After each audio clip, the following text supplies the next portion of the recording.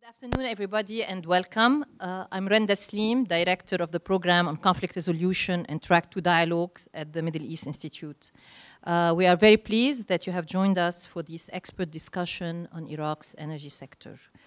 We are live streaming and recording this discussion for posting on MEI website, so please silence your mobile devices, and we encourage tweeting and ask that you use hashtag MEI Iraq.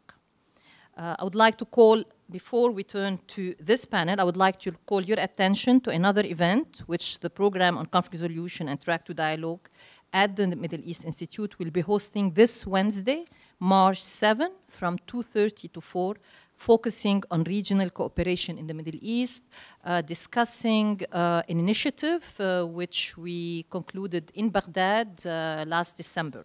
So, and we will have Mr. Nawfal Hassam, Deputy Chief of Staff to Prime Minister Abadi on the panel. We will have Dr. Abdallah Dardari from the World Bank and Dr. Paul Salim. And it will be an interesting discussion, so please join us. Now, let's turn to today's event. Today's panel will discuss the challenges facing Iraq's oil sector and pathways to enabling better governance of this crucial sector for Iraq's political and economic future. I think the audience is quite savvy, but let me just say, I mean, this is an important sector for Iraq, present and future.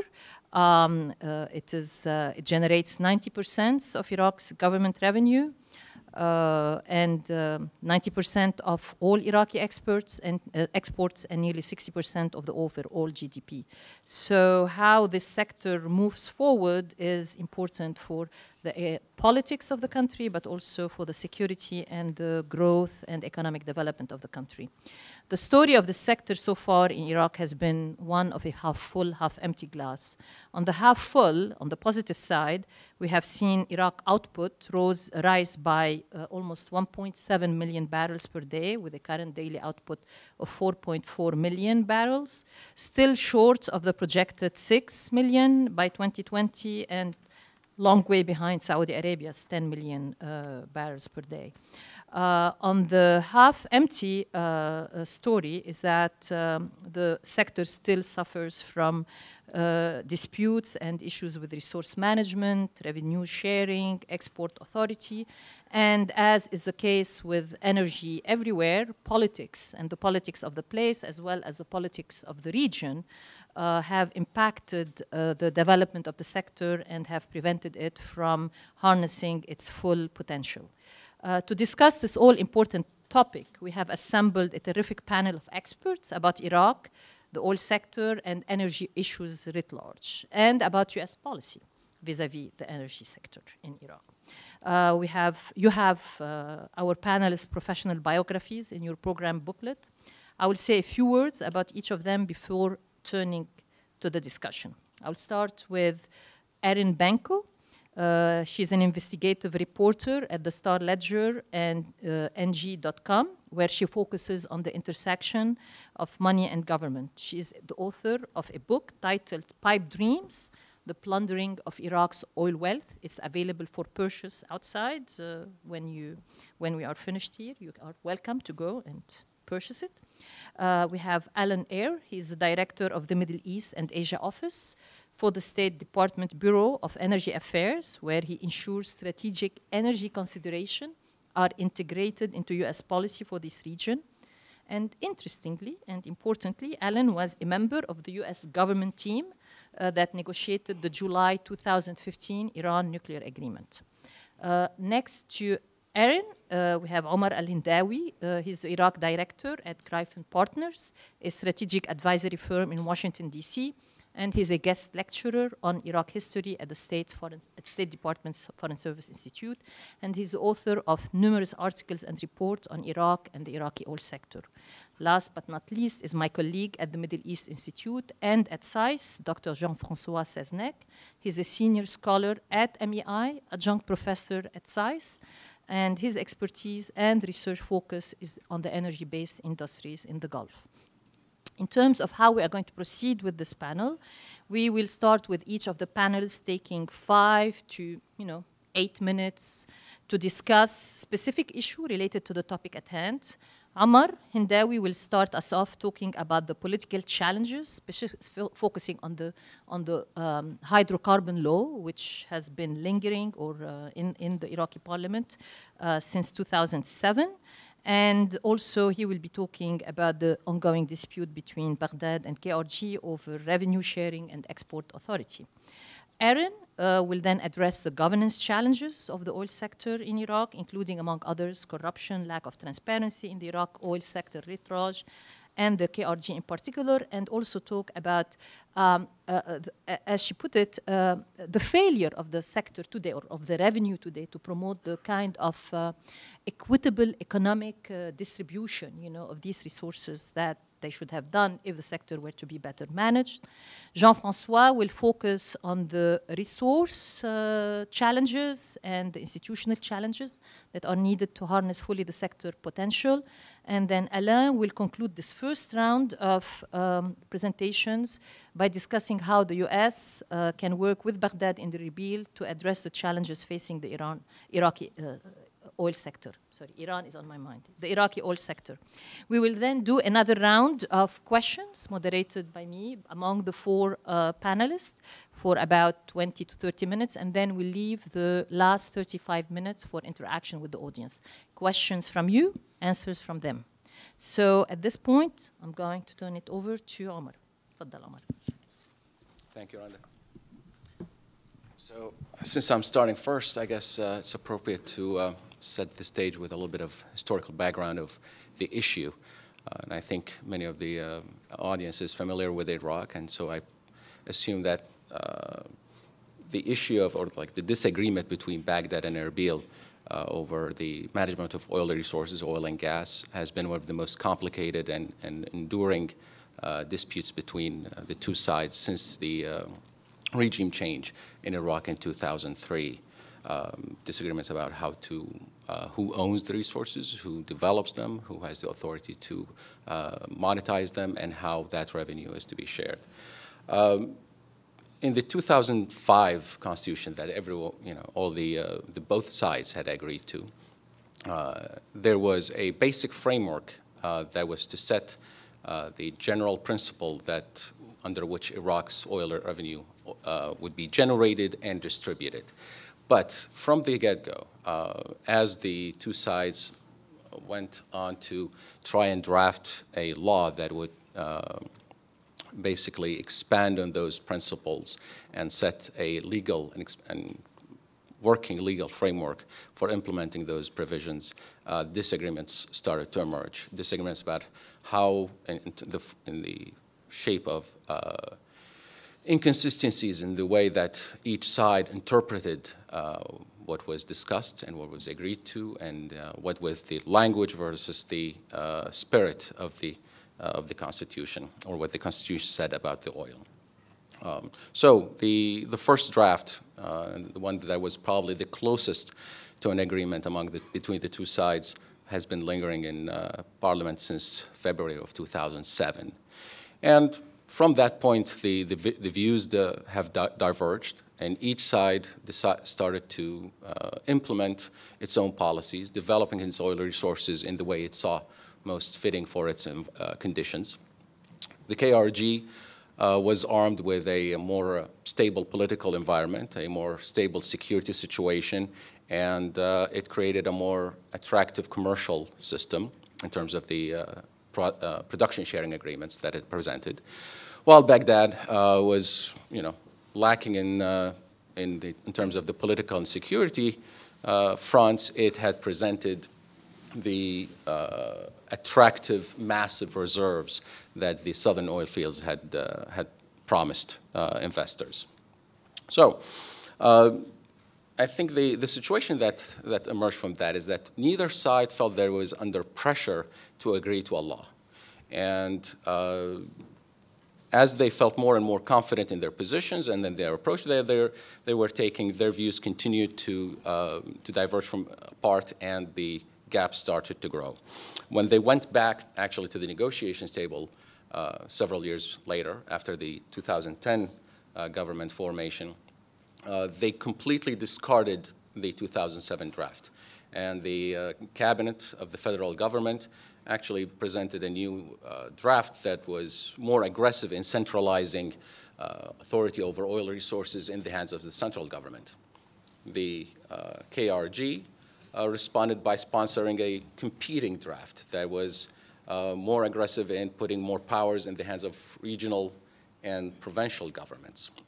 And as we speak, no progress has happened as those three drafts continue to hang around.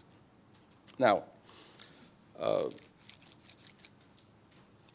throughout those years, multiple ad hoc deals have been made between the KRG and Baghdad in an attempt to normalize relations, in an attempt to, by the KRG to secure funds from the federal budget and to allow Baghdad, or in a way that, I would say, it was Baghdad's objective was to secure more control over the KRG oil production.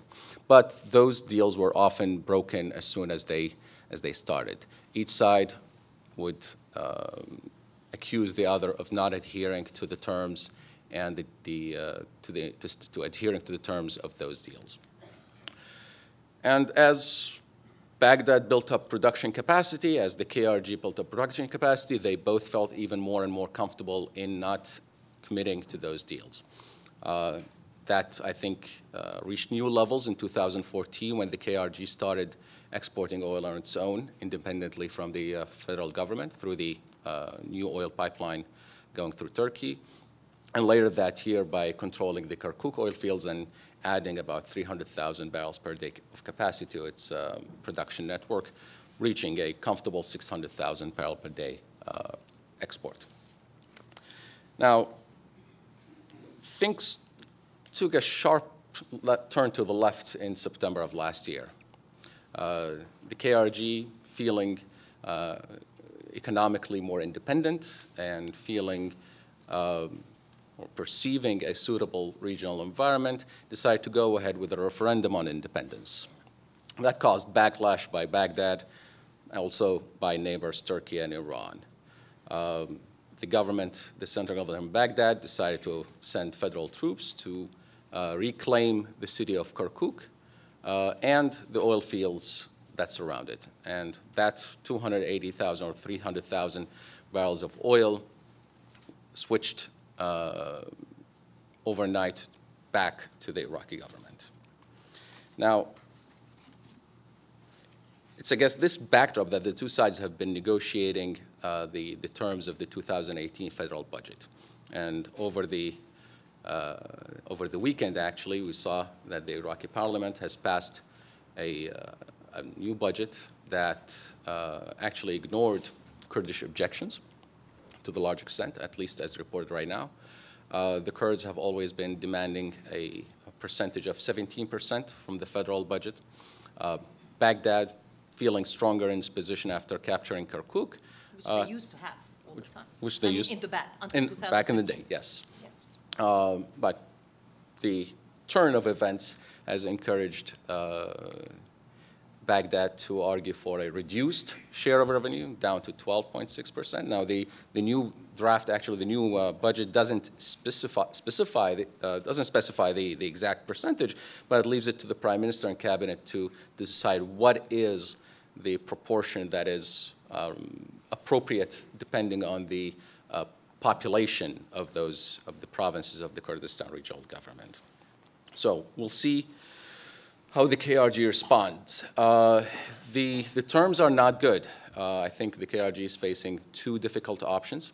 One is to accept a deal that, to accept a budget that falls short of meeting its needs and expectations, or to ignore it altogether and go back to relying on its own resources.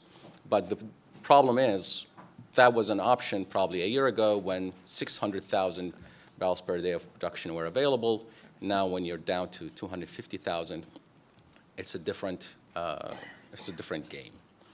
That said, I think there is still a possibility that the math could provide the KRG with an opportunity to gain more revenue through the federal government than through independent exports. But the devil is in the details about how Baghdad will calculate that revenue. Now, looking forward, I think despite these tensions, there is a chance, there's a slightly stronger chance that an agreement on the oil and gas law will be reached in the 2018-2020 term. Not a great opportunity, not a great chance, but it's a better chance than before. And I think some of the reasons, or the main reason, is that the overall normalization of the hydrocarbon policy is not a luxury anymore for either side. And a few of the considerations that are important to note here are with the referendum, with the Kurdish referendum in the rearview mirror, the KRG will probably have to focus on rebuilding a working relationship with Baghdad. The next push to independence could be a decade or more away. So in the interim, there will have to be some kind of agreement on revenue sharing to make sure that the Kurdish population receives its fair share of the nation's wealth. The second is that this is more of a technical point, is that the KRG's Kurdistan region's potential oil didn't really live up to expectations. The official line several years ago was talking about 45 billion barrels of oil reserves, and even counting Kirkuk aside, you have about 30+ billion barrels of oil. If you look at the map today, if you look at the production map, the reserves map, we're talking probably single-digit billion barrels of oil. So the currently producing and prospective oil fields in the Kurdistan region are probably on par with a second-tier oil field from Iraq south, on par with probably Halfaya or Zubair at best. So there's a silver lining to that, which is that the risk to both sides of accepting one or the other of the contractual models that they have is kind of less, because the reserves at stake are less. And the old drafts of the previous drafts of the oil law had allowed for a period of time to reconcile those existing contracts with the new system. Now, one more point is that Baghdad also has an incentive to agree on a new framework because it needs an export route for Kirkuk. Yes. Those 300,000 barrels of oil are locked in since October, and there's damage that's happening to the reservoirs because the oil is being re-injected. So the KRG pipeline offers a chance, actually, an opportunity for the two sides to cooperate and to the benefit of all. So to close, I think thinking strategically, the KRG could see benefit from securing the rights of the Kurdish population from federal resources in an agreement. But I think also Baghdad should do its part, perhaps walk back from that aggressive 2011 draft, which was prepared by Deputy Prime Minister Shahristani at the time, and move closer back to the 2007 draft, which was more in the middle between the two sides. And I'll stop here. Thank you. Erin, please. Hi, everybody. So I wear a bit of a different hat than most of the other people on the panel. I'm a journalist and storyteller first and foremost, and so just remember that as we're going through the panel. So my goal today is really to bring to the forefront of the conversation, hopefully, some of the testimonies that I received while reporting for several years in Iraq. My book is Pipe Dreams, The Plundering of Iraq's Oil Wealth, but the focus is in the northern region of Iraq in Kurdistan. And the reason for that is I was working for news organizations that were sending me there at the time, so that's where my focus was. So I worked on my book for several years. I spent some time in Iraq exploring the oil sector during my coverage of the rise of the Islamic State group. A lot of the book stems off of, hundreds of interviews I did with local people, talking to them about what they feel is the biggest issue for them moving forward. And I think that kind of conversation can often get lost when we talk about ways to move forward in Iraq. So I want to make sure that we get to that. Another part of the book stems off of interviews I did with regulatory enforcement officers in both the US and the UK, talking about the oil sector in Kurdistan. In my mind, the KRG is a classic case of the resource curse. The book deals with issues around corruption, transparency in oil. It looks at how the oil sector emerged and how it changed over time. It details the largely unregulated market and how political families and leaders found comfort and wealth in that market. And I think when having a conversation about the future of Iraq, I think it's important to understand and talk about these issues: corruption, transparency, the economy. We're in a post-referendum period, and we're at a time where we have an impasse between Erbil and Baghdad. We have elections coming up, and so I think sometimes these issues can get lost. So hopefully we can talk more about those today. I think now we're, as Omar said, we're beginning to see a sort of pathway forward in a sense. We have an international auditing firm in Kurdistan looking at oil revenues in the region, though it only goes back just a few years. In my mind, it probably should have gone back even further. I don't necessarily agree with that it's too little too late, which some people do feel that the audit is too little too late. I found that the common denominator, though, when I was in Iraq talking to the people, was that the majority of people are just really interested in making ends meet and putting food on the table at night. That is their main concern. And their abilities to find jobs, to hold those jobs, to get paid for those jobs. As we all know, there was a period in the region where civil servants were not being paid because the economy was in a tailspin. It still is in a tailspin. And so a lot of these people felt that going back to 2003, 2004, that their lives would be immeasurably better. That contractors and multinational companies coming into the region would bring jobs and wealth, and that their lives would be quite different. For a lot of people, they feel like those dreams have been lost, and a lot of the people I spoke to are quite cynical about their future, while others are feeling a bit better about things. But as I said, I think the sort of main denominator throughout all of my years reporting on this book was that people just want to go to bed at night having done the best for their families, and I think that kind of conversation can often get lost when we're talking about, the oil technicalities or, law resolutions. So let's see. So I think fixing the economy is going to be an important step in finding a way forward, at least in the northern region, and that will in large part be dependent on the negotiations between Erbil and Baghdad on revenues. But I think in thinking through all of this, it's important to remember that the impact on local people is really important and central to the conversation. I think that we won't really know what their lives will look like until we have the elections, until these negotiations are over. And I think that in terms of the way the economy will grow in the region will be, as I said, really dependent on the current negotiations over oil revenues. And so my book really focuses not on the technicalities of the oil sector itself, but the sort of negotiations that go on behind the scenes, the ways in which people react to those negotiations. I think a lot of people also feel left in the dark about sort of what's going on behind closed doors. A lot of people are sort of cynical about politics in general in the region. Some have stopped following it completely.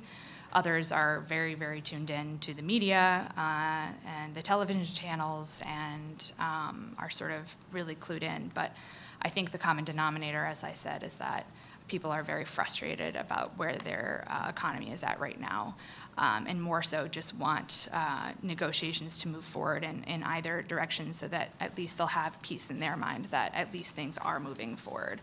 And so, as we go forward in the panel, feel free to ask me any questions about, the people I talk to.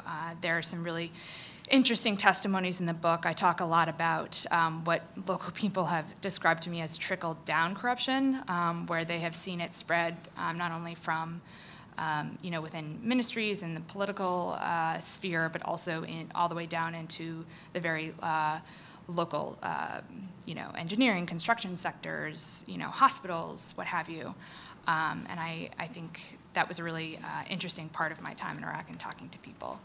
So I'm going to leave it there. As I said, I think that, moving forward in Iraq, it's important to keep this kind of conversation about corruption and transparency and impact on the local economy and how the people feel at the forefront of the conversation. Thank you. Jean-Francois. Thank you very much. It's a pleasure to be here, although I'm not really an Iraqi specialist, as you sort of made me, Randa, but I do follow the events a little bit because of the oil issues. But it's quite easy to be pessimistic about Iraq, and I probably will not change your mind after I make my list of what I think needs to be done, and I certainly don't want to sound cynical. It's more to that I'm a bit disappointed about what's happening. But one thing that really bothers me when I read all the articles on Iraq is the very positive feelings and descriptions of what will happen in the very near future, as given by the Minister of Oil, the Prime Minister, and any other official of Iraq, where they're going to produce 5 million barrels a day. The refineries will be operational anytime soon, et cetera, et cetera, et cetera. But there are maybe 7 small points which have to be established before this can happen. All of them not small. Sorry. One is the negotiation on using the, as Omar mentioned, negotiations by the Iraqis and the KRG to use the KRG pipeline. There's 700,000 capacity there in the pipeline, which is not used. And now that the Iraqis have retaken the Kirkuk field, they'd rather keep the oil in the ground than export it, which, of course, as you mentioned, is bad for the fields. Another thing that could be done by the Iraqis, and which is very much in the plans, is to rebuild the Baji to Ceyhan pipeline.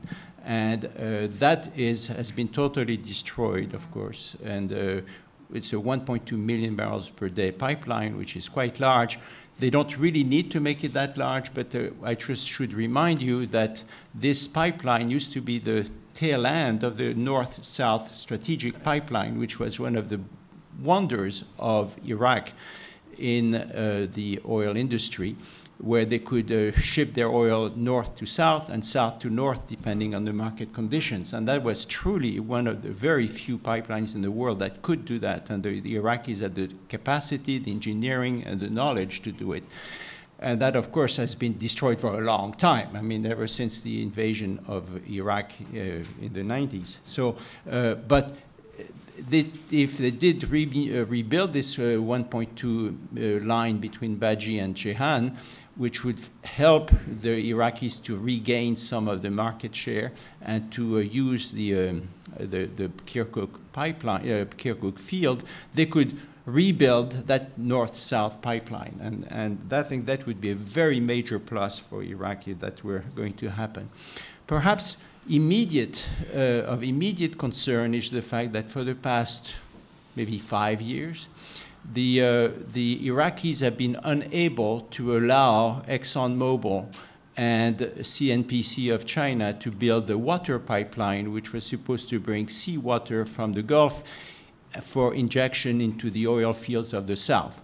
It's called the CSSP. If you excuse me, I will not tell you what it means, but it's a seawater pipeline, quite large. It's supposed to be 12 million barrels per day pipeline, which Exxon has been ready to start building for 5 years at least.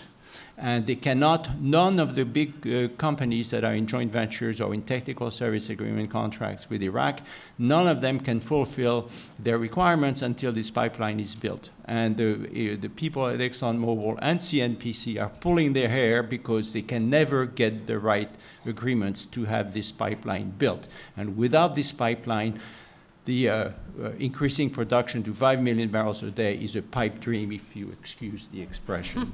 Very poor jokes here. But anyway,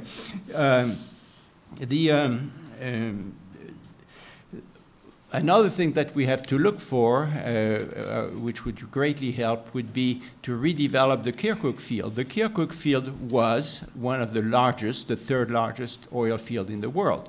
And it has been aging. It's an old field, one of the first one exploited in the Middle East, but it still has a lot of reserves, but it's in very poor shape now, and it needs very high technology to develop it. BP had agreed to do it before all the problems. and are still willing to do it, but they are not able to, even if they spend the billions of dollars it will take to refurbish this field, they will not be able to export until there is an agreement either from the KRG and Iran and Iraq, or they rebuild the Baji-Ceyhan pipeline, in which case we're all talking lots of problems and a lot of money. So those are very small points, really, that need to be resolved. And without any of them moving forward, I really don't see how things are going to move forward. And I think, I mean, I'm not in a position to advise anybody, but the fact that these promises and promises from the government all the time, and we'll do this and we'll do that, and it will be for sure next week, you know, that is not helpful whatsoever. If I had to put a priority on this, I would say the seawater pipeline is probably the first priority, because that would immediately allow the foreign companies to fulfill their goals to increase capacity in the south, which can relatively easily export that oil. And my second priority would be to actually seriously reconsider building the north to south pipeline from the old days, which then would hook up to Ceyhan. So maybe I'll leave it at that. Thank you, Jean-Francois. Ali? Well, first of all, I'd like to thank MEI for inviting me here today. Thank my panelists, all of whom know more about Iraq and energy than I do. So what I'll talk to you about is U.S. policy and energy policy, both writ large and more specifically concerning Iraq. But before doing that, and before looking forward, I think we all need to take a second and look backward and realize how much progress Iraq has made over the last year. Prime Minister Abadi, December 9th, declared victory over ISIS. As we all recall, over 4.5 million Iraqis have been freed from tyranny. Over 3.3 or 3.5 million IDPs, Iraqi IDPs, have returned to their homes, and more are returning every day. There's a secure Iraq-Syria border. So before even prognosticating or pontificating on what might happen in Iraq in the future, I think tremendous credit needs to go to the government of Iraq for what's happened to get them to where we are today. Having said that, now let me talk about U.S. energy policy writ large and energy policy as it concerns Iraq. Under the Trump administration, there are three overarching goals for U.S. energy policy. The first is removing barriers to energy trade and development. The second is enhancing and supporting U.S. energy exports. That's both in terms of resources, services, and technologies. And the third strategic goal of the current administration's energy policy is to ensure the energy security both of the United States and also of our partners and allies, obviously, to include Iraq.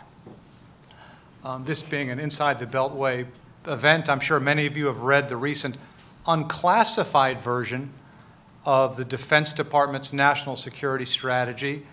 And the high points there are, even though the #1 strategic priority for the United States in terms of national defense doctrine is no longer terrorism, it's the reemergence of interstate regional rivalries, and to include Russia and China. Having said that, preserving what we have attained in Iraq in terms of defeating ISIS and making sure both in Iraq and in the region that ISIS 2.0 or any other type of violent extremist group does not resurface to threaten the United States is of premier paramount importance in our national security strategy. Okay, so where are we in terms of Iraq? I think my panelists, my colleagues here, have in one form or another hit all the main points that I'm going to stress in terms of what the United States sees as crucially important in terms of Iraq's hydrocarbon sector. Again, because policymakers tend to talk in units of three, there are three priorities we have in terms of Iraq's hydrocarbon sector. The first and the most obvious of which is helping Iraq in its steps to reduce corruption. That is essential. Much like there are gas flare wastes in Iraq that preclude it from reaching its full economic potential, the issue of corruption is the functional equivalent of flaring. You're just losing so much efficiency, efficiency, and you're also making Iraq look less desirable to potential foreign investors. The second point is removing those barriers to trade, to investment in Iraq that are essential for Iraq to flourish. There was certainly, I think not among those who follow Iraq closely, but perhaps for those who don't follow Iraq that closely, some confusion after the more recent conference in Kuwait about reconstruction. Some people mistakenly believed that the goal was to get, $88 billion or so of donations. That's not the case. As we move in Iraq from stabilization to reconstruction, which is the longer-term strategic goal in Iraq, everyone realizes that one cannot reach that goal by donations alone from the international donor community. What has to happen is that Iraq has to become an attractive location for significant foreign and domestic investment so that it can attract the needed money. Longer term, the third priority in terms of what needs to happen in the Iraqi economy is diversifying the economy. Again, it's obvious right now that Iraq is getting the vast majority of its essential revenues from its oil production. In terms of how Iraq and to what extent Iraq adheres to OPEC production quotas, I think it's clear to everybody that just as OPEC has made exceptions to other countries in perilous or uncertain strategic situations, it makes sense for Iraq to be able to produce and sell as much oil as it can in the short term just to increase its revenues. Longer term, as my colleagues up here on the panel have said, Iraq needs to do more in terms of gas and in terms of petrochemicals. I mean, Iraq, like many of the countries in the region, have a long history of thinking of themselves as oil producers. So the number in its head about we produce this many million barrels a day or we export this many million barrels a day is an important, if not the most important metric for many of those making energy policy. That shouldn't necessarily be the case. As many of us know, Iraq loses something like $2.5 billion a year right now due to gas flaring. And so it needs to do, and it realizes this, a much better job capturing flared gas. And it's starting down that road, as we all know. And in fact, that's one of the policies and one of the goals of our policy toward Iraq. Many of the largest IOCs have been in Iraq for a long time and know their way around Iraq. But in line with the three priorities of U.S. energy policy that I just spoke to you, one of the many endeavors that the U.S. government is trying to do is to help medium and small-sized U.S. companies who might not necessarily have significant international exposure make a profit and go to Iraq and both help the Iraqi hydrocarbon sector there and also help their own business. So there are U.S. companies, relatively medium-sized companies in Iraq right now doing things like gas capture projects in the Basra area that are good both for Iraq and for U.S. business. So in sum, let's not neglect how fortunate Iraq is and how hard they've worked to get to where we are today. And everyone who is conversant with the hydrocarbon sector realizes what needs to be done. I just came from a Iraq Petroleum Conference in Berlin. In about 3 weeks, I'll be going to another one in Baghdad itself. I think Iraq has and those in the hydrocarbon sector have a very good idea of what needs to be done. So it's more a function of having the collective and distributive political will to do that which needs to be done, because that needs to happen for Iraq to be able to attract and to keep the significant international foreign investment that is an essential prerequisite, not just to rebuilding Iraq's hydrocarbon sector, but to rebuild, strengthen, and diversify its economy. Because If this doesn't happen, God forbid, as we all know, it's not just an economic failure, it's a security failure. And that doubles back to the preeminent goal of the Trump administration, which is to ensure the U.S. national security and the security of its citizens. And one of the ways we do that is to make sure that Iraq is a federal, democratic, united, and prosperous country. Thank you all very much. Thank you. So let me start with you, Adam. Okay. Since, and I have a three-part question. I mean, three questions, really. They are not. That's honest. Usually they say three-part question. No, It's three questions. There are three questions, That's you know. reporters So, do, yeah. and they very much take off from what you just talked about. Okay. Which is the last thing you referred is about this conference, you know, the annual conference in Berlin. And one of the criticism that usually is leveled at the officials in Iraq is that they lack a long-term vision of how they see the oil sector evolving, where they want it to go. And do you see that changing? You know, do you see that, I mean, the elements of that vision starting to develop? Do you see, you know, that's one. The second question has to do with the gas. And I thank you very much for raising this issue because it is an undervalued and underdeveloped, in my opinion, resource for Iraq, which, and on one hand, it is less politicized than the oil. And in that respect, it can provide a means of promoting collaboration between Erbil and Baghdad around the development of this sector. And on the other hand, also, it can be it could be the center or provide a platform for collaboration between Iraq and its neighbors also over the gas resources. So in that respect, how do you see what Iraq needs to do in terms, especially Baghdad, to make this sector become I mean, what specific steps it needs to enact in order to, you know, harness the potential of the sector or make it more, how to say, fulfill its role that it can play in terms of creating economic growth. And then the third question, and again, please, I want the other panelists to feel free to address these three questions as well, building on what Alan has said. Or contradicting. Contradicting, building, it can be agreeing or contradicting, doesn't matter. So,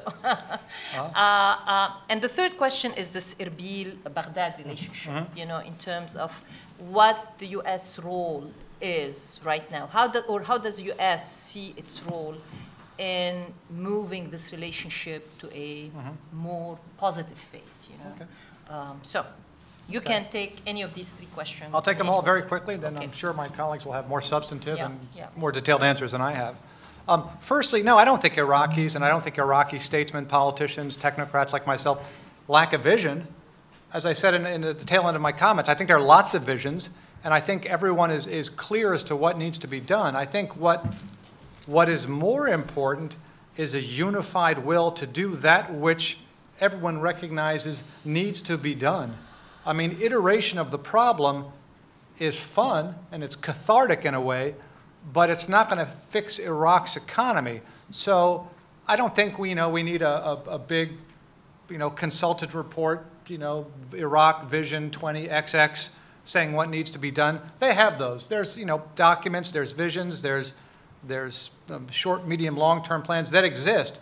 I just think that a collective sense of urgency and drive to do the low-hanging fruit first and then step by step to implement the consensus vision that exists now among those conversant with the hydrocarbon sector is more important. And sure, there can be tweaks and changes to whatever vision, strategic vision that the hydrocarbon sector has, but those people, those Iraqis who are at the top of the hydrocarbon sector, they've been there a long time. No one really needs to teach them how to go about their business. I mean, I think they can obviously benefit from fresh outlooks and other points of view, but these people, they know the fields, they know the generic problems that Iraq faces that is currently prohibiting them from optimizing their hydrocarbon resources. So rather than vision, I think the political will is crucial. In terms of gas, yeah, gas is crucially important. In terms of what we need to do, the first step is awareness of the challenge or the problem, however you want to refer to it. That's already happening. As I mentioned, there are U.S. companies and other companies from other countries who are already starting to interact with Iraqis and the Iraqi government to offer proposals. There's a U.S. company, Orion, which has recently signed an MOU with, for gas capture in the Basra area. There are other companies pursuing projects. So I think what the U.S. government can do is continue to facilitate these meetings and this dialogue between the private sector and between Iraq, and also remind the government of Iraq what they need to do so that they can optimally develop their gas sector in terms of incorporating gas into the hydrocarbon law and other issues such as that. Erbil, Baghdad, yeah, I mean, that's obvious, and that's not a surprise. The United States is keenly desirous of Baghdad and Erbil having this discussion and reaching rapprochement. As one of my co-panelists said here, you've got roughly 280,000 barrels in Kirkuk and Havana and Bai Hassan trapped in right now. That's a lot of money. That's a lot of barrels. So what needs to, and again, the airport's still being shut. The U.S. is doing all it can to facilitate dialogue between Baghdad and Erbil, and certainly an essential prerequisite to a long-term prosperous Iraqi economy is a modus vivendi between Baghdad and Erbil that, in all things being equal, includes, the issue of hydrocarbons and sharing of resources. So those are my three answers, but I look forward to hearing what others say. Would like to. Yeah, please go. Just maybe to comment on the gas issue. Of course, it's vital for the gas issue to get resolved. Shale oil is responsible for developing the natural gas in the south, but mostly by taking the associated gas from all the various fields and putting it together and then starting some electricity companies or power companies and so on. They've been at this for many years now, and they run into the same problem which ExxonMobil and CNPC have run into getting the seawater pipeline, is the competition, as far as I'm told. I mean, is the competition between the central government and the local authorities, who everybody wants their pound of flesh, and nobody will give any permits or allow these companies to really develop their assets, or the assets which they promised they would develop. So in the case of Shell, they've had a little bit of success this year, in all fairness, but they're really about 10 times behind what they really wanted to do in terms of production of natural gas. The other piece of the natural gas, of course, is the fact that the KRG has a fair amount of natural gas, and there's this plan to send the natural gas to Turkey. And the Turks are quite eager to put a pipeline on for the KRG down all the way to link with the Turkish pipelines. So I'm not sure what's going to happen there. It's not terribly being encouraged by Baghdad at this point, as far as I can tell. But it's an interesting possibility. I'll just finish with the one point which Alan made, which I thought was absolutely fantastic, and is that the Iraqi engineers were among the very, very best. And the oil company of Iraq, I can't say in the good old days, but in the old days, were really well reputed all over the world and did very well. Unfortunately, it was a long time ago. Many have died. Many have left Iraq or retired. So they still have there's a big challenge there for Iraq to come back to that. But there's absolutely no reason why they can't do that. A quick question, building on the point that Alan mentioned about one of the priorities of the U.S. administration is to create opportunities for medium and small-size U.S. energy companies to also be involved in the oil sector in Iraq. And I wonder how the contracting requirements that Baghdad today, has, which is more, which doesn't create a favorable incentive structure. I mean, for small and medium companies, compared, for example, to the to the contracts that the KRI, for example, offered.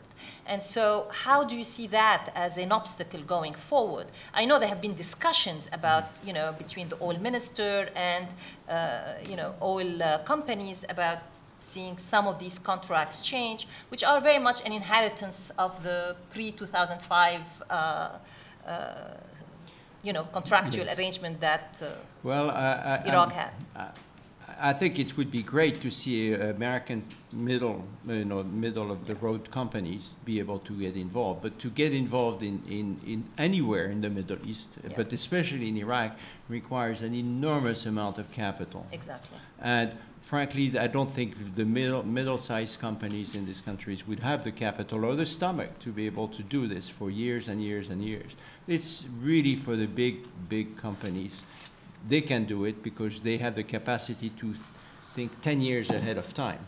And by capacity, I mean the financial wherewithal to do it. So I would love to see those middle-sized companies do that, but I'm a little skeptical that it would happen. Yes, just one please. quick point, actually. In general, that could well be true, but some of these medium-sized, mid-sized U.S. companies are self-financing, which is they've got the technology. The technology captures gas that otherwise would have been flared and monetizes it and changes it around. I'm not a chemical engineer, so I can't go into details. But so although that could be in general true, the hydrocarbon sector takes a lot of money to play in. Again, in terms of some of the gas options in Iraq, high initial investment or high initial financial commitment by the Iraqi government is not necessarily an essential prerequisite. But I think what could happen in something like this is that the smaller companies would come on the coattails of the large companies. That could also be the case. I mean, I think that would. But what about the contracts, this issue of of course, that's well true. And I think we all touched on that, which is that, of course, you're talking to someone who's been in government his whole life, so I don't want to pontificate on what U.S. businessmen are looking for, or international businessmen. But it is the case that business people are looking for, first of all, contracts that are beneficial to them and contracts you can count on. So, exactly. Those are the necessary sufficient condition. They have to be good terms, and you have to be able to assume that those terms will continue. And again, and this is to me the most vital point about what's happening in Iraq right now, business can invest all over the place. And especially considering the price of hydrocarbons, of oils these days, so many international companies are just sticking to the U.S. They're investing in the Permian. They're investing in the Bakken. So for Iraq to attract the necessary international investment, it's going to have to make itself look attractive. And that means not just contracts that are beneficial to the investors, but also the sanctity of contract, the ability to seek recourse, a legal system that encourages international investment. Omar. Yeah. Feel free to pick up on what has been said earlier, but also I want you to address an issue which you have not touched in your remark when you talk about the domestic fault lines that have impacted the oil, sector, or the domestic politics of the oil sector, and you talked mostly of these politics along the Baghdad-Erbil axis. But as we know, also the intra-Shia divisions are as important going forward. And we have now the PMU, playing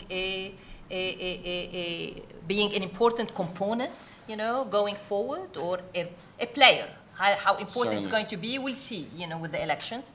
And through that actor, Iran will be trying to seek to expand its influence over, the future of the country, but also over its oil policies going forward as far as the regional landscape. So if you can talk about how you see the intra-Shia division post-elections affecting this debate.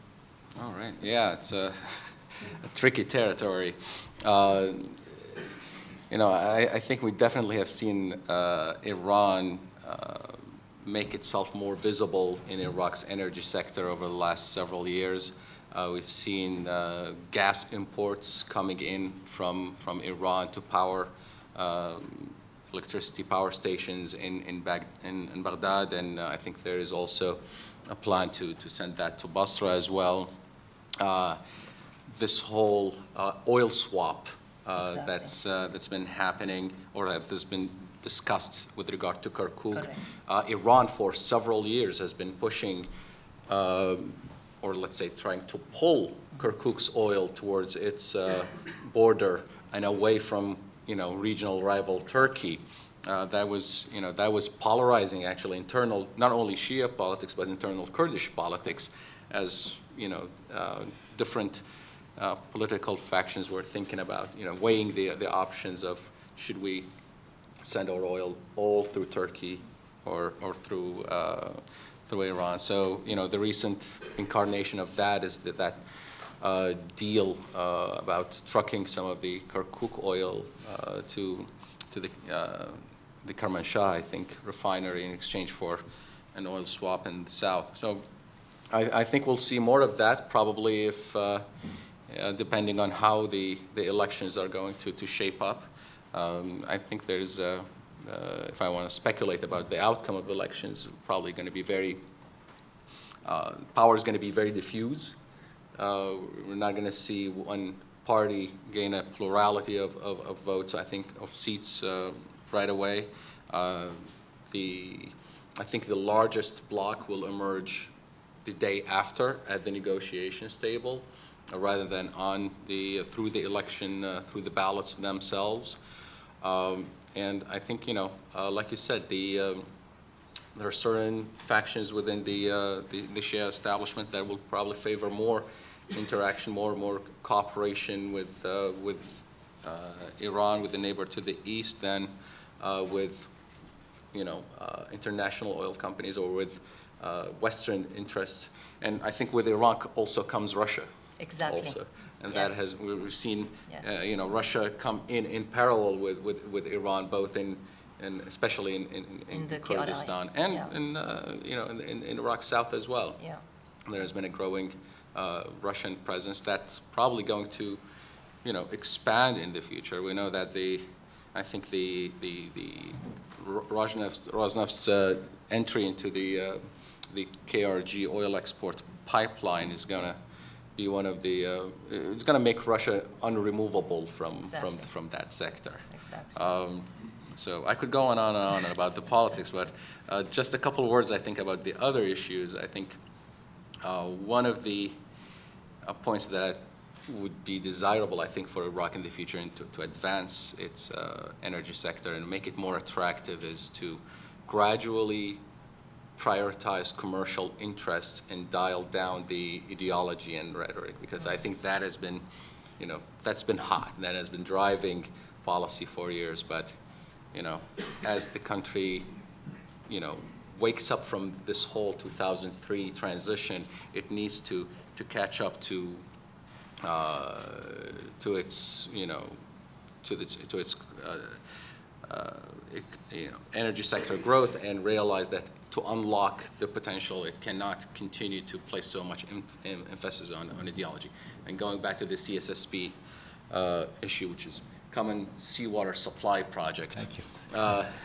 The original problem was that Baghdad did not allow Exxon to carry on the project was because in 2011 or 2012, Exxon decided to sign up for 6 exploration blocks with the KRG, and that caused the derailment of the water project. If that issue was normalized and integrated, or simply isolated from the rest of the energy sector, the oil fields in Basra and Nasri and Maysan would have all the water that they need to ramp up the production to the levels that Iraq wanted to see. Thank you. Erin, Yes. Again, feel free to pick up on what has been said and add, disagree, but I want you also to address the Kurdish issue, the Kurdish dimension here. Well, we have recently seen at least 2 developments. We have seen the intra-Kurdish division at the level of the political elites, and some would argue that will create space for civil society, for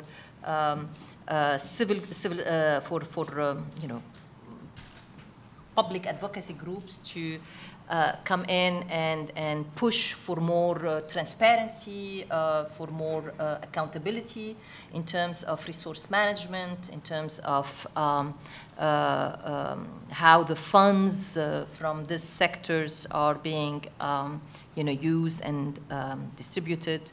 And the second is these protests that we have seen also, civil protests against the leadership due to lack of payment of salaries, bad economic conditions. Again, we are seeing maybe the activation of some kind of mobilization with a common agenda focused on common interest, economic interest. So how do you see that impacting this sector within the KRI, but also how you see that impacting Baghdad-Erbil relations over resource management, revenue sharing going forward? Sure. Okay. So I think corruption and transparency issues have been sliced and diced, over the years in several different ways. And I think, civil society groups have called for more transparency within the KRG. And that demand has been one that hasn't, I don't want to say not been taken seriously, but hasn't been fully brought into the fold in a way that some of these civil society groups that you're talking about wish it had. We, as I had said earlier, we do have international auditing firms working within the KRG right now to go through oil revenues back into a few years, I think to 2014. I actually think that it needs to go back to 2004, 5, 6. I think that that's a step forward, but I don't think it's necessarily enough, and I don't think that the people that I've talked to think it's enough. I think that transparency is one of the major issues that they talked about with me, that they don't know what goes on behind closed doors, that they don't really understand what's happening behind the scenes, and that's a major issue for them, and it really affects their livelihoods day to day. It affects how they're going to make money. It affects their ability to find jobs, their ability to keep jobs, as I said, and it affects for those who do hold jobs, it affects their payments. I was in the KRG at a time when civil servants were not being paid or hadn't been paid. One person I talked to for 6 months. I was at one of the main hospitals there talking to the director of the hospital, who said, I can't blame my doctors if they don't come in every day because they're out driving taxi cabs trying to make money. And that was really surprising for me. And I think these issues are throughout all the different sectors in the KRG, not just, the doctor or hospital business. But that was really, shocking to hear. In terms of civil unrest, in terms of the demands that people are making, I feel as though there is a movement now among civil society, demanding answers, wanting answers as to why their economy is the way it is now. They want a better understanding of how things will change and move forward. But there is still that part of the population that sort of sits back and tries not to engage all that much because they've been dealing with this for years and feel as though nothing will change. So I think that there's a stark difference in that population between the people who are perhaps in university or engaged in politics in the KRG and are active in that sector, and then the people who I talked to a woman who, she has 6 kids. She lives outside Erbil, and her husband basically sits on the road most days trying to get picked up for odd jobs in construction, and that's the way he provides for his family. And she doesn't think that, the conversations going on in the political sector right now in the KRG are really going to help her immediate day-to-day life, and I think that's important to think about. And one thing, going back to the contract issue and the importance of keeping contracts and the importance of having contracts that you can count on, I think we've seen this issue arise in the KRG, especially when it comes to oil. I have talked to oil executives about this at length, and one of them said, "I'm extremely wary of all the half measures and broken promises made by various groups and their interdepartment bickering. All it does is cost us fruitless money and delays the development of the region." I think that's pretty indicative of not all, but what some, you know, executives think. Great. Yeah. Thank you.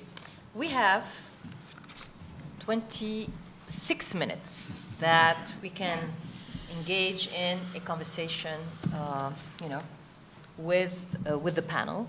I think we have micros, right, that are going to go around.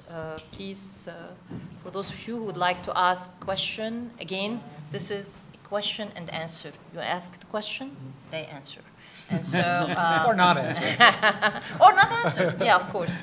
And what I'm going to try to do is to group the questions. I mean, so to have maybe 3 questions at a time, and feel free to say, you know, whether the question is addressed to all the panelists, or to one of the panelists, or to 2 or 3, whatever of the panelists. So, who would like to go first? Please, sir. Hello, Horatio Ureta, former Department of State with a couple of tours in the Middle East.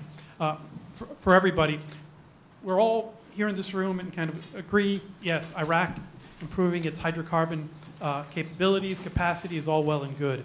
What about those in the region that are probably not as enthusiastic of Iraq taking away their market share of hydrocarbons, i.e.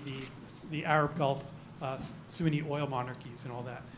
I mean, they're probably not looking at, yeah, great, Iraq is pumping more oil, great, so it's taking away our market share. So again, any comments on that? So please write down the questions and then, okay, sir, yes, second question, please there.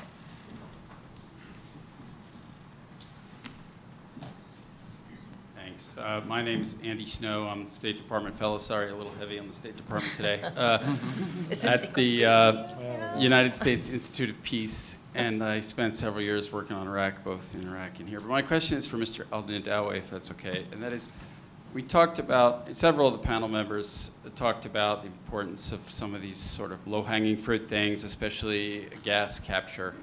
But my experience working on Iraq issues is even things that everybody agrees need to be done can be extraordinarily difficult to do. And gas is, I think, perhaps the perfect example of that. Can you drill down a little bit on why that's been so difficult? I mean, for years, everybody's agreed it's extremely important to capture the gas, and you'd think that wouldn't be that hard, and yet it's moved really slowly. So any thoughts on that? Thanks. Okay, third question, there, in the back, here. Jason Pack, Executive Director of the U.S. Libya Business Association. Thanks for a very interesting panel. Want to toss out a few parallels with Libya and hear what you have to say. When I heard the discussion between Mr. Eyre and Jean-Francois, 2 dynamics I thought were worth exploring further. The one is, now is a situation in which the oil majors feel that if they have expertise and money, they can make a quick profit. Think of, for example, Marathon selling out of its fields in Libya just late last week, and many others who are seeing the plays in the Permian and the Bakken. Libya and Iraq have among the best oil in the world in terms of how cheap it is to get out of the ground, but that doesn't make it easy to turn a profit because of the tax regimens and the way in which the production sharing agreements are done. Correct. Could you comment on what could be done legally, both by the Erbil government and the Baghdad government, to make it a more attractive place, not from the, oh, is it going to be politically secure or is there going to be respective contract, but just from the pure taxation / EPSA perspective. And I know that this is something that you've thought about in the Libyan case as well. And then the second part is, when I heard about the blocked-in field in Kirkuk, of course I thought about the Federalists with Jadran and the situation at Sidra and Ras Lanuf in 2014 and 2015, whereby everyone loses with the blocked-in field, but it's nearly impossible to get it to change. So what could be done to create a win-win when you have a kind of game theory position of chicken that no one wants to break the stalemate? And is there a Libya parallel of how to get out of that issue of the blocked-in field? Thank you so much. Thank you. I suggest that, Jean-Francois, you take that first question about where the Saudis specifically are on this market share issue, please. I think the market share issue is actually a non-issue in a sense, because I don't think the Gulf countries are very worried about market share, losing market share to Iraq. The Saudis in particular, they produce now 10 million barrels a day, and their plan is to actually get out of crude sales. They want to produce crude, but they want to go downstream from that, and they are spending an enormous amount of money going into refining and chemicals, so they will sell products and chemicals and very value-added production. So they're quite happy to leave the sort of low-profit, dirty job of selling crude to the Iraqis and the Iranians.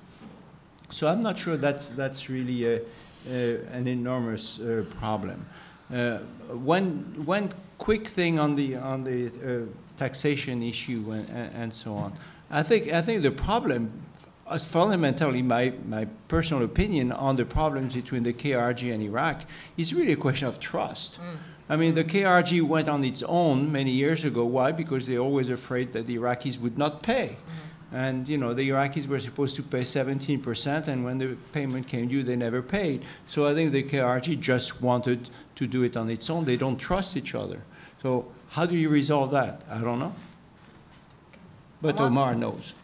I mean, would you like to address also this question? Oh, yeah, okay. Omar, then. Sorry. Yeah, I was going to actually talk more about the second one, about the low-hanging fruit, so to speak. Yeah. You know, I think there were two parts of, you know, to the gas question. I think you have your non-associated gas development, and you have your associated gas development. With the non-associated gas development, I think there was, you know, Iraq started working on that. I think starting with the third licensing round in 2009 or 2010. There were deals with co-gas in the Akas field in Anbar. There were deals there was a license in Diyala, but security got in the way. You know, ISIS happened, and that really derailed those projects that were probably going to meet, you know, first commercial gas by now. I think Siba, the field in Basra, the gas field in Basra that was awarded to Kuwait Energy, is just about to send out its first gas. So you see the difference between, you know, an operation that happens in Basra versus an operation that happens in you know, out in the middle of nowhere in Anbar province or Diyala. With associated gas, yes, you know, it seems like a low-hanging fruit in terms of how, you know, you just cap the flare and collect the gas. But unless you have, you know, a way of disposing of the gas, unless you have a way of putting it to use, it becomes really a economically, commercially difficult, you know, calculation. You need either nearby power generation, you need a power plant to take up that gas, and often, you know, power plants are not just conveniently show up next to oil fields where the gas is there. There is no export infrastructure for that because you'll need either to build an expensive long pipeline to your neighbors, and I think one was, you know, we know the complications of building one to Turkey, and there were also plans to build one to Jordan, but that was also disrupted by security concerns and ISIS. So if you can't export by pipeline, you need to export as a liquefied natural gas, and that's very expensive and technologically difficult. I think part of the Basra Gas Company project involves building an LNG platform, but that takes several $billion. So it's not really low-hanging fruit that way. The other option, of course, to using gas is you know, petrochemicals, but that's also been you know, that's also a long-term investment that requires a lot of capital investment and technical expertise that are not, you know, readily available. So, you know, the wellhead can be simple, but what to do afterward, I think, can be quite challenging. Erin, can you add to the point which was raised by Jean-Francois on the lack of trust between Erbil and Baghdad as being a major issue going forward? And the question is, how is this seen from the people's side? You know, is it a lack of trust? Is it about lack of trust in Baghdad, or is it about lack of trust in their own leadership? Yeah, I mean, I think there's a lack of trust, you know, between political parties in the KRG, between, you know, Erbil and Baghdad. I mean, I think the lack of trust is sort of a theme seen throughout the entire country between whether it's, you know, political rivals or, you know, the central government and the KRG. And I think that's one of the major issues. And in terms of how the local people feel about that, is that they're very strong alliances. There are very strong alliances, right? You're aligned with, you know, your political party or the people in your neighborhood or what have you, and that the sort of lack of trust that exists really permeates throughout the entire you know, economic sector, even in the KRG. And I see that as sort of one of the major issues going forward in terms of how it will impact the local economy even. You know, think outside politics and think outside, you know, political rivalries. I mean, that exists, you know, within the local economy as well. And I think I don't have an answer for how do we fix that. I don't really know how you fix trust in Iraq, right? I mean, I think that's an age-old question. I don't think any of us have that answer. But I think it's something that definitely needs to be addressed moving forward. Yeah. Thank you. Well, the last question, I think, that was... Yeah, I mean, there are interesting parallels and differences, obviously, Jason, between Iraq and Libya, both in terms of where each are on the security line. I mean, Iraq, as I said in the introduction of my comments, knock wood, you know, seems to have solved, at least for now, the immediate security threats it faces. Libya, not so. And if I recall your question directly, what is it that these countries need to do in order to attract the essential foreign investment? There is where I think it's different.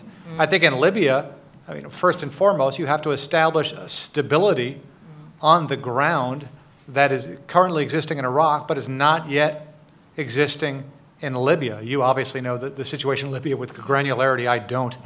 But it seems to me to be the case that just the strategic realities of Libya right now haven't achieved the homeostasis that exists in Iraq. I mean, like I said, I was in Berlin last week for the Iraq Petroleum Conference, and a number of Iraqi statesmen made the point of, despite all the Sturm und Drang and troubles Iraq has had over the last how many years, they've always had regular elections. And that's huge. I mean, again, there's a lot of things we shouldn't overlook. That's one of them. Iraq has held elections routinely, on time more or less. And obviously that's not the case in Libya. We're still grappling toward a political solution in Libya. So I think that you have the conditions in Iraq with, and maybe this is the wrong word, I won't say tweaking, but refining and recalibrating investment conditions so that international money, despite the ambient risk, decides that there's a high enough potential reward to go back in Iraq. I think that's the goal in Iraq. In Libya, I don't think we're there yet. Yes. So that, to me, is the most important difference between the two. And hopefully, again, I mean, I think the head of the Libyan oil company, engineer Sanallah, has done an amazing job in terms of getting Libyan production up. He and his team at the oil company have done miracles to get the government of Libya the funding it needs in order to at least have the chance for longer-term stability. So hats off to him and to his team for doing what they've done in the face of almost insurmountable obstacles in ways I don't have time to talk about. And hopefully that will continue and Libya will stabilize. And then we'll start having the same conversations about Libya that we're having now about Iraq. I promised to end sharp at 3:30, which I would like to keep as promised. So I'll take two questions. A quick question, please, sir. I think my name's Nick Riker. My question really, I think, is why should foreign investors, from where we are now, invest in Iraq's oil industry or Iraq's economy more generally? I invested in Iraq's oil industry in 2010, and for 2 years that looked like a really wise thing to have done, whereas now it looks incredibly foolish and naive. So what do we need to do to get those kind of investments to go back from foolish to wise. Is this to everybody or? Yeah, okay. Let me take second question, you know. Yes, please, go ahead. How can mid-range U.S. companies be encouraged to play a role in Iraq, given that the PMU is still visible there? And there was a pamphlet that spoke about Turkish involvement. What are the prospects of Turkey and Iraq making some type of exchange and bettering relations in regards to water and introducing that as a part of a long-term sustainable effort? Okay, who would like to take these questions? I'll take the first question. Okay, please. I think that I'll go back to the point I made earlier about the large energy companies. If you think of investing with a basis of 2, 3, 4 years to get your money back and make a little profit, it's just, I agree with you, it's foolish. But most of the large oil companies have a basic horizon of 10 years, sometimes more. And if you do that, then you have to invest now to reap the benefits in 10 years' time. And I think that's why companies like Shell and BP and Exxon and all these people, and Total, and the Chinese companies, which are very, very important in Iraq today, are investing fairly heavily now, even though they have all the problems we have mentioned endlessly. And they will continue to have endless problems. But in 10 years' time, it's eternity. And they can afford to wait for that, and because if it works, it will work really well. All right. There was other questions raised about Turkey and about, right? Turkey and, yeah. I wonder if you can rephrase the question or repeat it. Well, basically, there was talk of water playing a role, and seawater playing a role into that. As far as infrastructure, not infrastructure, energy development, you talked about diversifying the Iraqi economy, and all we've talked about was energy, but what about the infrastructure? What about hydroelectric dams? The water resources that come from Turkey that have not been coming as much over the past 10 years, and how that could play a role in sustainable development in between both countries and bettering relations. There is the issue with the Mosul Dam. There's other ways we can develop the Iraqi economy besides the Iraqi sector. And not only that, the commodities alone in regards to energy and oil have been fluctuating at a degree where it may not be as incentive, the incentive may not be there for the U.S. mid-range U.S. company to go into Iraq and face the issue of taxes long term. So, and how can they even be guaranteed the security given that Iranian terrorists are still all over the country? So, I don't know how they would feel secure in doing that. They seem to have a good relationship with the KRG, but now those connections have now fled. So if the Iraqis themselves can't even get along with the Kurds, how can U.S. companies feel that same feeling that they're going to have a long-term benefit in investing in Iraq? And quick question I would like to add to the issue of Turkey is the KRG debt, you know, especially debt to Turkish companies, which supposedly amounts to about $4 billion. Yeah. And in the last conversation, negotiations between Baghdad and Ankara, Baghdad said it's not willing to honor those debts. And so what is the pathway forward on this going forward? Right. Let me start first, I think, with the PMU question. You know, that's an issue I think that Iraqis are aware of, that the existence of weapons outside the formal government security institutions. There has been a law that was passed last year and try and contain and regulate the presence of the armed factions that, you know, volunteer to aid and augment Iraq's security forces in the aftermath of the 2014 catastrophe in Mosul. So far, honestly, I have not seen significant reports of significant issues affecting the work of major international oil companies in Iraq. There is, however, and I think, you know, this is becoming a priority for the Iraqi government, there is a big security problem with organized crime problems in Basra and other southern provinces. And that has been a result of the redeployment of most of the security forces from those regions to Iraq's west and northern provinces in the fight against ISIS. So the government is now shifting its attention back to the south. There are serious operations that have been taking place against organized crime, smuggling, including oil smuggling operations. So I think that's on the radar. On the debt, if you look at the budget law that just passed, it involves an article, a provision that says there shall be no, I'm paraphrasing, no borrowing against future oil sales without the agreement without the approval of Parliament. So that's going to be an issue. It's going to be the most sticky issue, I think, in normalizing relations between the oil and budget issues between Baghdad and Erbil. I think the best way out of this is to probably try to parse these issues and separate them from one another.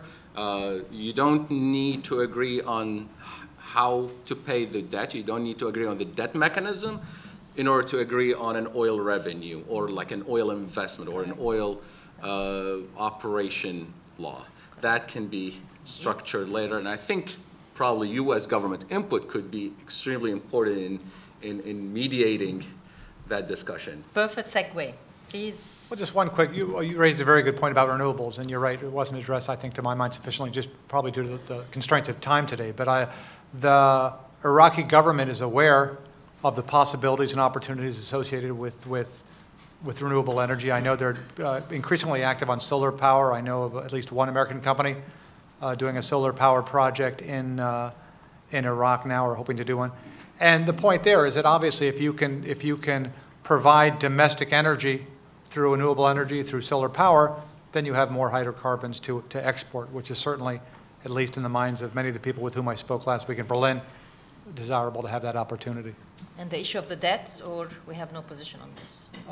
Refresh my memory. It's the debts that is owed, KRG debt owes to Turkish companies. And I mean, obviously, I mean, again, without having the granularity, but the issue of debt the international business community, the international investment community looks at how sovereign entities and how for also the KRG deals with debt issues. And it's not just enough, as I said before, to have a good contract, but if you're stiffing people on what you owe them, the international investment community notices that. So, yeah, I think that to the extent that Iraq and also the KRG shows that it is able to deal with its debt in a timely and fair manner, it will attract more investment, and the converse of that is also true. All right. One last question, quick. It's not a question. Allow me to make a quick comment on the sure. Debt to Turkey and other actually international oil companies. Please introduce yourself. My name is Ghazi Shbekat from the IMF. Okay. The sharing agreement actually involves not only the transfer from the federal government to KRG, but also how much the KRG should transfer in oil revenue to the federal government. And what is also problematic in this budget is that the 250,000 worth of barrels a day is supposed to be transferred without taking consideration of these obligations that the KRG has against Turkey and against other international companies. And since the government has not committed to repay those, someone has to repay these obligations, and this transfer should be taken into account when they look at how much the KRG can transfer to Baghdad. Right now, they assumed how much oil is going to be produced, which is about 250, and that should be to go to the budget in exchange for the 6.7 trillion from the government spending. Well, that's correct. It is a gap in the formula, and actually it doesn't limit it to 250,000 barrels per day. It says if should there be excess surplus production, that also should be accounted for by both sides. That if Basra produces more oil, or if Erbil produces more oil, then that also goes all goes to the federal treasury. Yeah, honestly, it's a big problem. How that debt is going to be financed. Now, my reading was quick of the budget bill this morning. There is a provision for paying the cost of oil production from the sovereign expenditures of the government. And the language didn't specify that, or did not limit it to what the Iraqi government owes to IOCs in this province or that. So that could be Loophole. Potentially Loophole. Yeah. could be Yeah. grandfathered in, but you know, that's again very quick, my reading from a very quick skim of the document. Thank you very much for joining us, and please join me in thanking our terrific panel.